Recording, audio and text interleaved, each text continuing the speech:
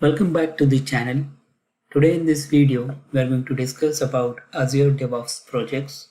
Just a quick recap about our previous video on Azure DevOps organizations. In your Azure DevOps account, you need to have at least one organization created and the name of the organization must be unique across the globe. So that's the minimum requirement you should have. Next, we have also learned about different configuration and settings, which you can find it here in the organization settings option. And then within the organization, in order to consume all the Azure DevOps services, you need to have at least one project created. You can create one or more, obviously, but you need to have at least one project created. And that's what we are going to do today. So if you log into your DevOps account with dev.azure.com and then provide your username and password, you should be able to get into this particular home screen where it will log into your default organization if you have just one organization, and then you would require to create or provide this information to create the project. So you can create the project with whatever name you want. So let me create a project called Retail Market, for example.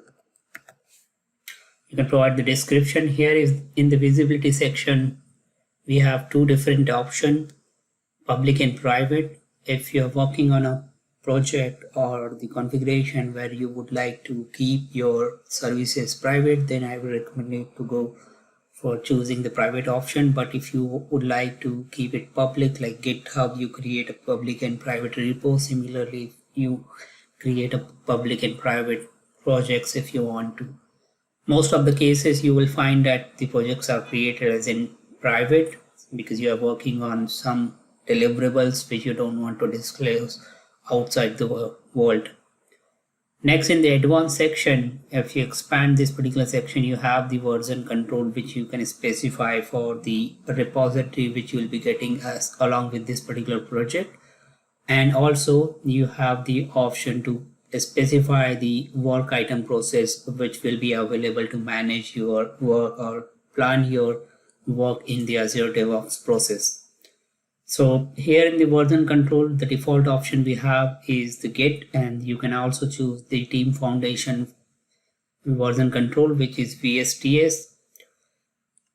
Here in the work item process type, we have different processes which you can use. The most basic one is the process which you can create if you would just want to create your, let's say, PBIs, bug and the task. And then if you would like to follow a proper Scrum or the Agile process, then you can select appropriate work item type. We have already seen the configuration, how this configuration you can manage from the organization settings. And if you want to have a look at, please refer to the previous video. Now, after selecting this, you can click on create and that will create a project for you with the given name. You can see that we have the project name created.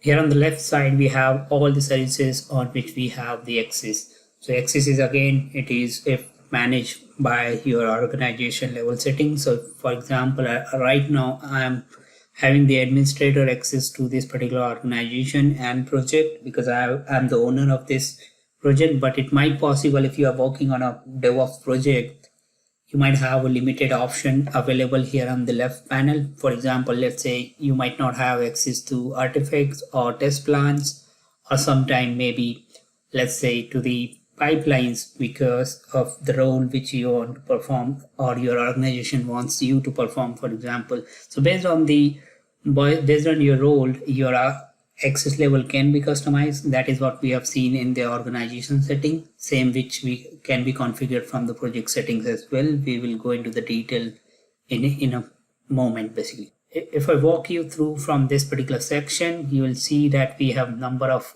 options available right now here in the dashboards. There is a summary layout of my project, which you can see that right now this widget is selected. Under the overview, I am into the summary widget, and in the summary section, you can see that we have all the different sections summarized we have the summarized view of all the different services which are accessible to me. This is the project status. So as soon as I'll create the project or enable some work item into the project, that's what I'm going to see. Here is the list of members of my project. At the moment, I'm the only one. I can invite to any members right here from this particular section if I have access to, but if I do not have access to invite anybody else, then possibly this button is going to be disabled. Let's move on to the next section, which is on the dashboard. So if you go to the dashboard section, you will have a default dashboard available, which you can view it right from this particular section. You can customize this dashboard based on your need, whatever you would like to do. For example, if I would like to add in different widgets, so there are a number of widgets available, and again you can include the additional widgets from the marketplace as well. For example, I would like to include this widget which will show the list of work item which has been assigned to me. I can again include the build history widget as well, or the burn down chart. Let me click on done editing, and this is what my dashboard is ready. So as soon as I have a work item created, the updates will be available. I don't have any items created right now, that's why it is empty, but it will be available. Next, you have the wiki section. You can create a wiki right here from this particular section, but if you can also create a wiki as a source code. For example, if you have a project or a source code in which you are creating a document related to project and you want to publish those documents as part of the wiki or reference guideline, you can import that that project repository as in wiki project as well. So this is the option which you can use, publish code as in wiki, and by having this option, which is the default option, you can create an empty wiki, and then somebody wants to create a new wiki guideline project, you can create from here. For example, if I create here, that will create a wiki page. So let's call it as an introduction page. This is how my wiki page looks like. I can save it and I would have all my updates available here. So you can create multiple of them, multiple projects, multiple wiki folders and things like that. You can create it and you can manage all the wiki updates right here from this particular section. If I go to the dashboards view, here in the board view, we have different sections. You have the section for work items, which has been created for your projects. You have the section for boards. You would have the boards as in Kanban board or the Scrum board. So based on the process you're following, you would have the different boards available to you. We'll go into the details of board. How do you create the different types of board in the different processes? For example, processes in the basic, agile, and Scrum. We'll go into the details in some different videos. This is just a summary view of the project settings or the project services which we have available. Here is the backlog section, wherein your business analyst team or product owner team basically would start documenting your requirement as in backlog, and then that particular backlog will be added to the sprint so that your team can estimate this sprint work items or user stories, and then they can perform the development on those user stories. On top of that, if you would like to filter out the result based on the different queries, then you have the query section. Here in this particular section, you can create your own personal query which will be visible to you only as a owner, but you can also create and save query as in shared. You can also create a shared query which is going to be shared across there is a delivery plan option available. So the delivery plan is more for the management team if they would like to track the delivery of different iterations or different on a specific milestone, for example, or maybe let's say on each quarter by quarter basis, if you would like to target something to achieve, then we can create a delivery plan. So you don't need to use any additional software or Microsoft project plan. For example, Excel project plan software to track your delivery plan. You can track the delivery plan right here from this particular section. and all your work item, user stories, those can be tracked as part of the delivery plan. We'll go into the details of delivery plan sometime when we have in sometime in our next video. Next, you have the repository section. So basically, when you create a default project, a default repository with the same project name is created. You can see that my repository name is created with the same name with my project. So you can see that this is my organization project, and under the repo I have the same name as my project. In most of the cases, you may want to keep the repository name same, but if you don't want to keep it same, you can anytime go ahead and change the name of the repository, or you can create a new repository. You also have the option to import the existing repository from the different Azure DevOps project if you have the access, or you can import the repository even from the GitHub if you want to. We'll go into the repository section into a different video, but this is just in summary. That this obviously at the moment this repository not been initialized, so I won't be able to see the further changes. For example, number of commits made onto this particular repository. You can see that I'm not getting any updates to that because this repository is not been initialized. So once I initialize, for example, this repository, let's do that by clicking on the initialize button. You can see that the repository has been initialized, and I'm getting the version control option here, which I can track the history. I can see the commits. That's the recent commit which was made when I initialized the project or the repository. These are the number of portions been made on this repository, how many branches I have in this repository. I can track it down here. I can create new branch. I can create the branching policies and everything like that from this particular branching policy. I can set up a CI/CD, or I can review the pull request, create a pull request right here from this particular section under the repo.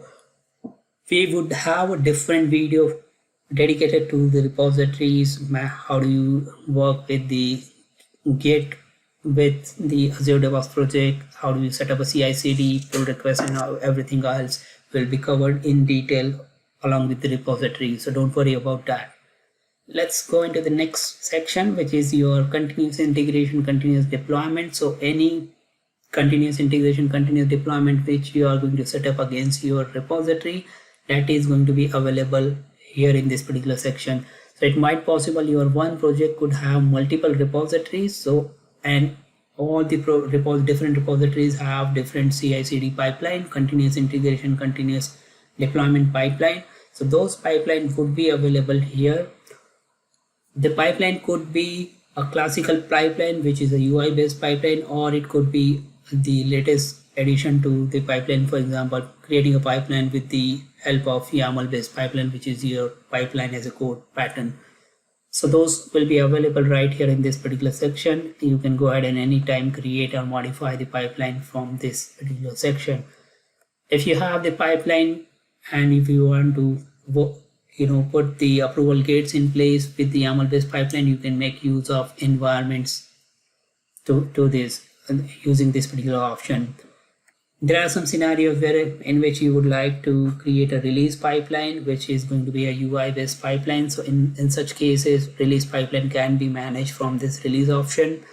This is a library group wherein if you would like to create certain variable groups, you can create those variable groups. Or if you would like to upload any secure file, for example, uploading the SSH file or the certificate file, for example, you can upload those files right here as in secure file, and those secure file can be used by your pipeline section. Don't worry about if you're not very much sure about the terminology which I'm discussing right now. We'll go into the details of each and every section into a separate video. This is just a summary overview.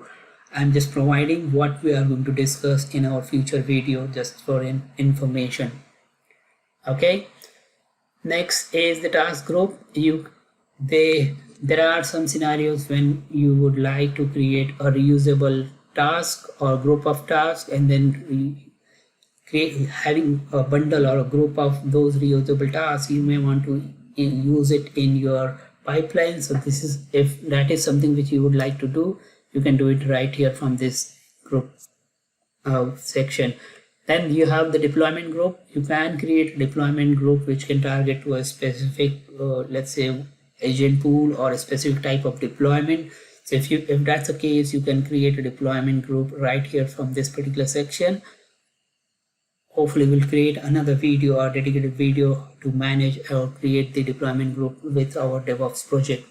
Next, you have the dedicated section available for the test plan. So as a tester in the Azure DevOps, you can manage your automated or manual testing right here on the Azure DevOps board. So you can see here in this particular screen, you can create the user story, create or add the test cases, and then manage those test cases right here from the test plan and execute the automated test cases. So if you're working on the Azure DevOps, for example, or Azure project, then you can buy the Azure DevOps Cloud or the Cloud Test Minutes and then perform the automated tests using the cloud-based testing offering of the Microsoft Azure in DevOps.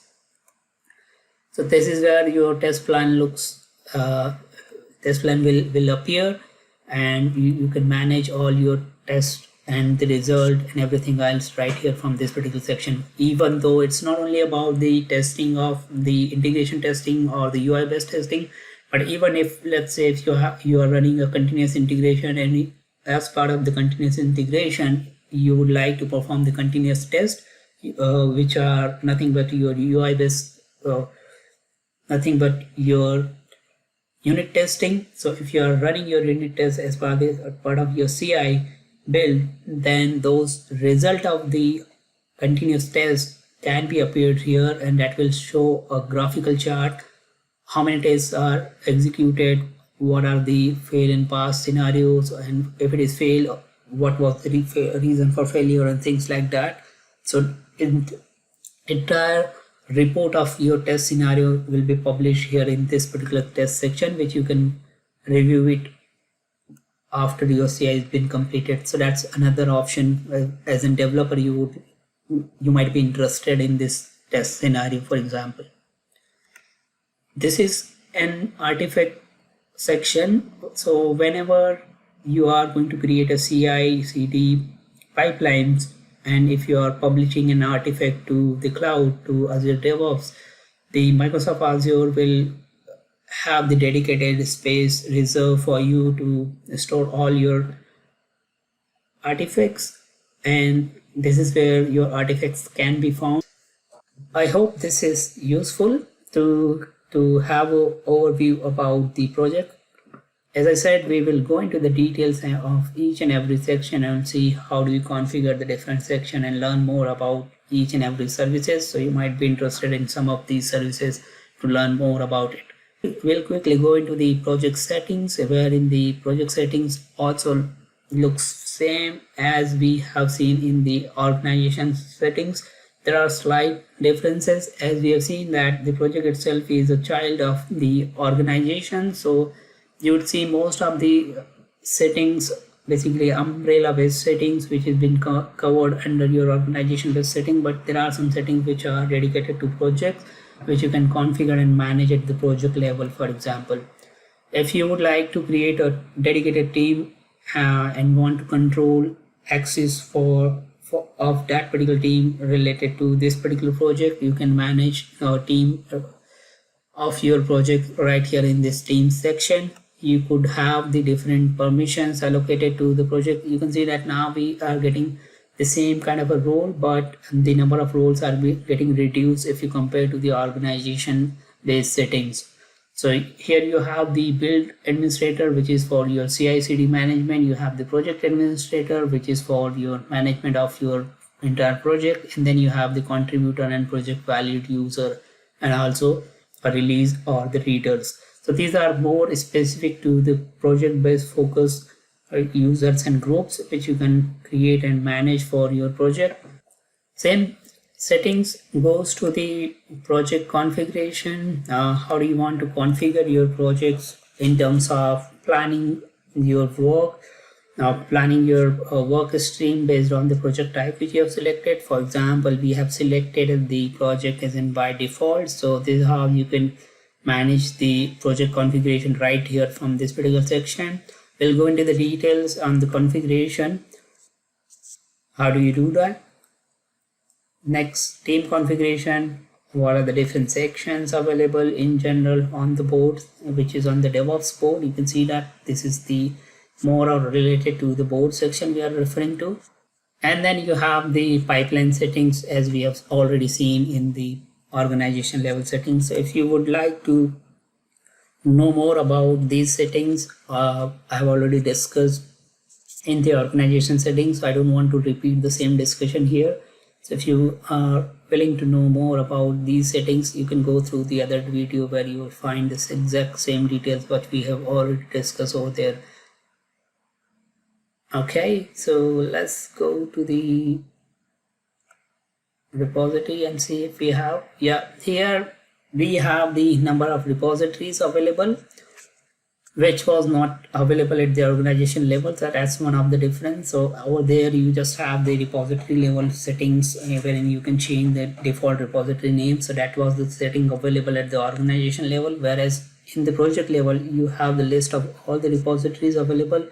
Here from this particular section, if you want, you can create a new repository.